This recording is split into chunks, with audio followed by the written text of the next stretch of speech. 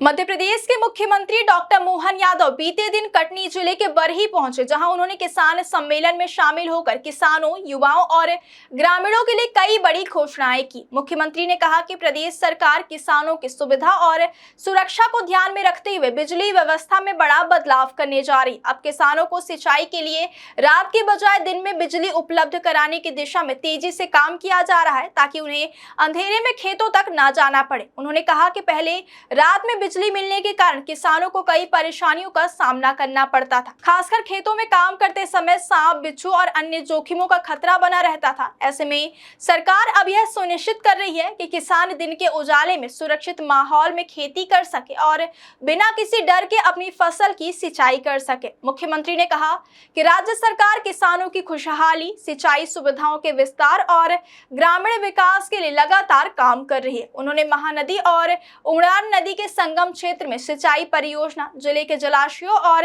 नहरों के जीर्णोद्धार की योजनाओं का भी जिक्र किया। इसके साथ ही उन्होंने कहा कि कटनी जिले में जल्द ही मेडिकल कॉलेज खोला जाएगा। क्या आपके खेत, प्लॉट या गांव में पानी की कमी है और आप सोच रहे हैं बोरवेल करवाने की? तो न्यूट्रॉन पाइप की विशाल रेंज में से एक भारत में पहली बार न्यूट्रॉन पाइप्स आपके लिए लेकर आए हैं 50 KG extra heavy duty neutron pipe, जिसमें है लोहे जैसी मजबूती, जो आपके बोरवेल को बनाए सुरक्षित और टिकाऊ। बोरवेल के लिए दमदार समाधान। बोरवेल हो या एग्रीकल्चर, न्यूट्रॉन पाइप्स करते हैं हर जरूरत को पूरा।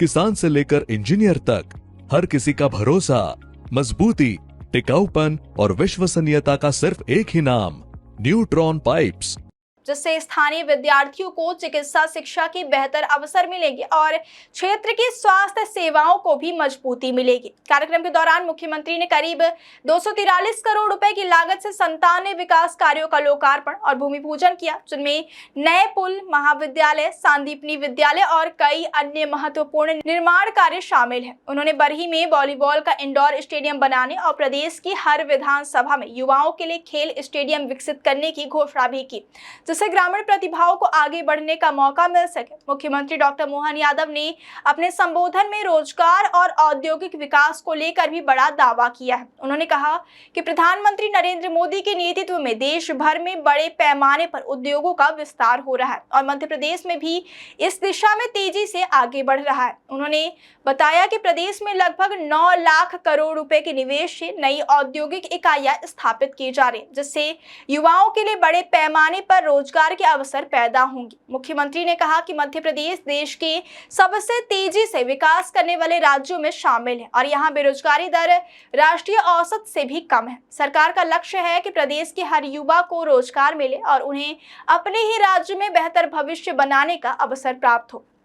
उन्होंने यह भी कहा कि विकास केवल शहरों तक सीमित नहीं रहेगा, बल्कि ग्रामीण क्षेत्रों तक इसकी सीधी पहुंच सुनिश्चित की जा सकती है।